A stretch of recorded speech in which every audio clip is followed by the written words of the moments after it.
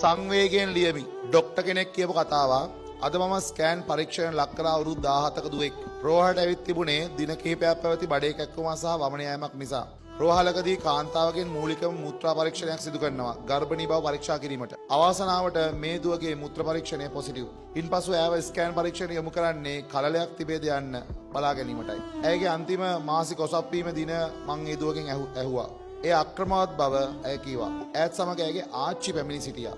ආච්චි අඬා මට කිව්වේ පරීක්ෂණය වැරදි බවත් මෙවැනි දෙයක් කිසිසේත්ම සිදුවිය නොහැකි බවත් එවැනි සම්බන්ධයක් දුවට නොඇති බවත්. මම ඇයගේ ස්කෑන් පරීක්ෂණය කරන විට දැක්කේ පණ ගැහෙන සති 14ක පමණ කල්ලයක්. ඒ දරුවා හොඳින් වැඩි හිටියා ඒ කලලේ. ආච්චි ඒ මොහොතේ ඒ බව ඇසූ විට මට කියන්න සිද්ධ වුණා.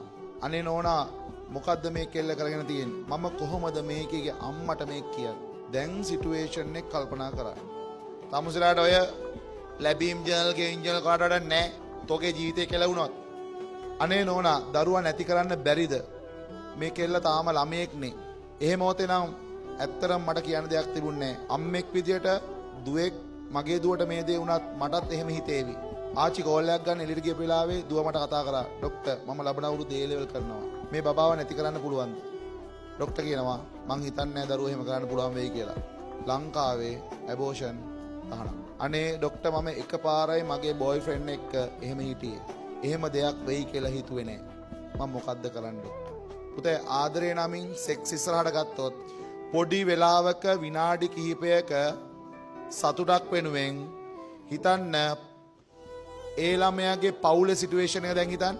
තමුන්ට ඔහොම දෙයක් වුණා නම් මේ දූලට මං කියන්නේ. තමුන්ට ඔහොම දෙයක් වුණා නම් දැන් කල්පනා කරලා බලන්න ගෙදර ගිහලා කොහොමද කියන්නේ?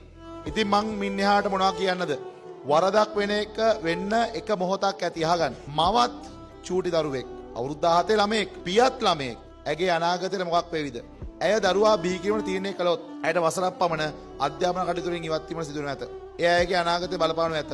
ඇය දරුවා අනාථ නිවාසයකට යොමු කරොත්, ඒ පොදින් දරුවා අනාථ නිවාසයට යොමු කරොත්, නූපන් දරුවා මවක් පියෙක් නැති අසරණෙක් වෙන ලෙස හැදෙනු ඇත. ඒ වරද නිසා ඒ ජීවිතෙත් ඉවරයිනේ. ඔවුන් විවාහ වී දරුවා හදා ගැනීමට තීරණය කළහොත් ලාබාල පියෙකු මවෙකු ලෙස ආර්ථික මානසික ගැටලුවට මුහුණ දෙනු ඇත. ડિප්‍රෙෂන් සූසයිඩ් වැනි තත්ත්වයන්ට බොහෝ විට ගොදුරු වන්නේ මෙවැනි අත්දැකීම් නොමැති ලාබාල පරපුරයි. ඒ පියාට අධ්‍යාපන සුඛාවන් නොමැති බැවින් බිරිඳක් හා දරුවක් පෝෂණය කිරීමට පුළුවන් වෙයිද? පටලවා ගන්න එපා. ලව් ඇන්ඩ් සෙක්ස් කියන්නේ දෙකක්. ලව් කියන්නේ කෙයාරින්. ඔයාට ඇත්තටම ආදරයක් නම් තියෙන්නේ පුතා තියෙන්නේ කෙයාරින්. සෙක්ස් කියන්නේ අන්තිම අවස්ථාව. ස්වභාව ධර්මයෙන් වර්ගයා බෝ කරන්න දීපු දෙයක් මිසක් ආදරයයි සෙක්ස් මේ පටලවා ගන්න එපා. පිරිහෙන සමාජයක මේ දේවල් බොහොම සාධාරණීකරණය කරනවා. අර කියන්නේ ආදරේ නම් ඕන දෙයක් දෙන්න ඕන. ඔයා මට ආදරේ නම් ඔයා මං කියන තැනට එන්න ඕන. ඔයා ඇත්තටම ආදරේද කියලා බලාගන්න මං එහෙම. කෙල්ලක් කල්පනා කරනවා ඔව් මම ඇත්තටම ආදරේ යාට. එහෙනම් මගේ හැමදේම දෙන්න ඕන. හරිනේ? විනාසයිනේ. මම මේ ඔයාලට කියන්නේ මටත් දුවෙක් ඉන්නවා පුතෙක් ඉන්නවා. මම කැමති නැහැ උන් දෙන්නගේ ජීවිත විනාශ වෙනවට.